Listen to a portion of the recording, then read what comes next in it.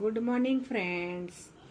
ગાલા assignment book ધોરણ 10 ગુજરાતી વિષય પ્રશ્નપત્ર 4. પ્રથમ પ્રશ્ન છે જોડકા. એમાં છે નરેન ઈ. બહુ આનંદ થયો તમને આ ખડતલ થયેલી જોઈને. ઈ. મંજુ કાકી. તો તમારા મોંમાં ઘી સાકર લ્યો જાઓ. કાનજી. હાવ પાંગડો ના કરતા દાદા. કાળું. પણ મારે નથી ખાવું ધર્માદું પછી. ખાલી જગ્યા વિકલ્પો પસંદ કરીને લખો.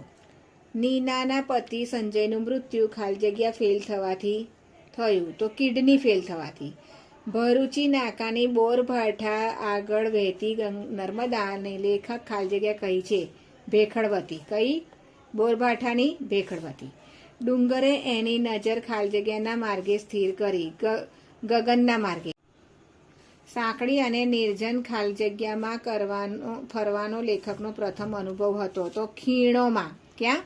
ખીણોમાં, નિર્જન ખીણોમાં. પ્રશ્ન આગળ છે જોડકા જ છે. તેમાં પદ્ય વિભાગ છે. અહીંયા કરતા બતાવવાનો છે એટલે કવિઓ. દીકરી છે પદ્ય, તેનો છે અશોક ચાવડા બેદિલ. શિકારી છે ને એ કલાપી. હું એવો ગુજરાતી, એનું છે ઈ વિનોદ જોશી. વતનથી વિદાય થતા, તેનું છે જયંત પાઠક. કૌંસમાં આપેલ વિકલ્પો યોગ્ય વિકલ્પ પસંદ કરીને ખાલી જગ્યા પૂરો.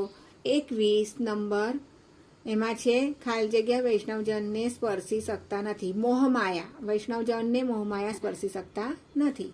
22 સુર શરણાઈ અને ભીડ દ્વારા ખાલી જગ્યા દ્રશ્ય સ્ફુટ થાય છે. તો સુર શરણાઈ હોય એટલે લગ્નનું દ્રશ્ય થાય.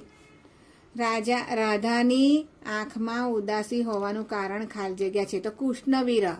રાધાની આંખમાં કૃષ્ણવિરહના કારણે ઉદાસી છે. સગી નણંદના વીરા સાથે કાવ્ય નાયિકાનો શું સંબંધ છે તો પતિ છે. સગી નણંદનો વીરો કોણ છે? એનો પતિ છે. 33મો અહીંયા વિભાગ સીમાં આપણે પાછા વિકલ્પિક લઈ લેશું. એમાં સાચી જોડણીમાં આવશે સુરક્ષિતનું છે. આ બીજા નંબરનું સુરક્ષિત. અહીંયા કુલદીપકનું આવશે કુલદીપક. તત અનુસાર, તેનું છે તદનુસાર. માછીમાર શબ્દનો સમાસ ઓળખાવો તો માછીનો માર એટલે ઉપપદ છે. આ સમાસને ઉપપદ કહેવાય. અહીં આપેલા છે જોડણી ભેદ થતા અર્થભેદ આપવાના છે. એટલે માંદા છે તો માંદા પડ્યા એટલે બીમાર. અને અહીં માદા એટલે એક સ્ત્રી જાતિ છે. સૂર્ય મંદિરે ગુજરતો હું ધવલ તેજનો ભૃંગ. વાક્યમાંના અલંકારનો પ્રકાર જણાવવાનો છે.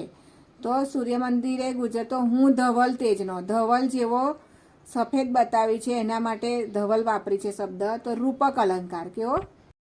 પ્રશ્ન 38 વાર્ષિક શબ્દમાં કયો પ્રત્યય રહેલો છે તે જણાવો. તો વર્ષ વત્તા એક તો વાર્ષિક બન્યું. તો પર પ્રત્યય પાછળથી લાગ્યો છે એક શબ્દ એટલે પર પ્રત્યય. નીચેના સમાનાર્થી શબ્દો આપું તો કૂપ એટલે કૂવો, પય એટલે દૂધ. ઉદારતા સંજ્ઞાનો આપેલા વિકલ્પમાંથી સાચો પ્રકાર લખો. તો અહીં છે ઉદારતા એટલે એક ભાવ છે એક જાતનો. તો ભાવવાચક સંજ્ઞા આવશે. રૂઢિપ્રયોગોનો અર્થ આપી સમજાવો. અર્થ આપો તો ધ્વજ ફરકાવો તો વિજય મેળવવો. પેલા કહેવતનો અર્થ લખો. બોડીને ત્યાં વળી કાહકી કેવી.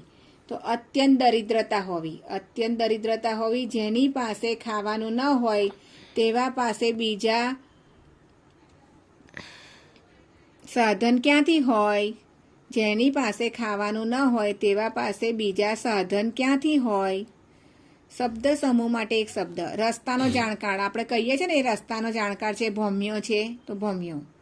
શબ્દનો વિરોધી શબ્દ. સુગંધ તો દુર્ગંધ આવશે. વાક્યને કર્મણીમાં ફેરવા છે. હું તો ભૂતકાળ બાદ કરીને જીવતો હતો. મારાથી આપણે કરવાનું છે અહીંયા. હુંની જગ્યાએ મારાથી લખવાનું છે. મારાથી તો ભૂતકાળ બાદ કરીને જીવાતું હતું. તળપદા શબ્દનું શિષ્ટ રૂપ લખવાનું છે. વાળું છે વાળું તો એને રાતનું ભોજન કહેવાય. શું કહેવાય? રાતનું ભોજન. વિશેષણ શોધી તેનો પ્રકાર બતાવવાનો છે. રીસાળ શિશુને બોલાવતી બા હતી, તો એ રીસાયું છે બાળક, તો રીસાળ બાળક. તો એ ગુણ છે એનો, ગુણવાચક વિશેષણ.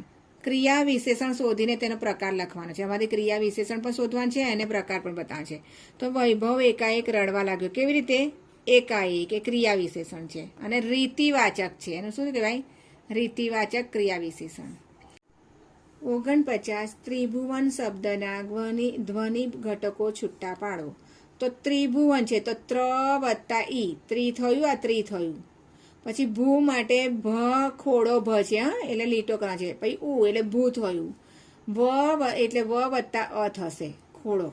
અને પછી ન માટે ન વત્તા અ, એટલે એ ચારે ચાર અક્ષરોને આપણે છૂટા પાડી બતાવ્યા છે.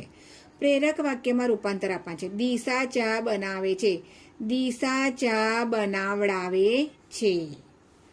પંક્તિ રહેલો છંદ ઓળખાવાનો છે. તીરથી પામવા પક્ષી વ્યર્થ આ ક્રૂરતા મથે, તીરથી પક્ષી તો નાના કિંતુ સ્થૂળ મળી શકે. અનુષ્ટુપ છંદ છે, પક્ષી 2 વાર આવી છે, અનુષ્ટુપ છંદ. યમન સભલગા, યમન સભલગા લખેલું હોય તો એ કયા છંદનું બંધારણ છે? શીખ ઋણી છંદનું બંધારણ છે.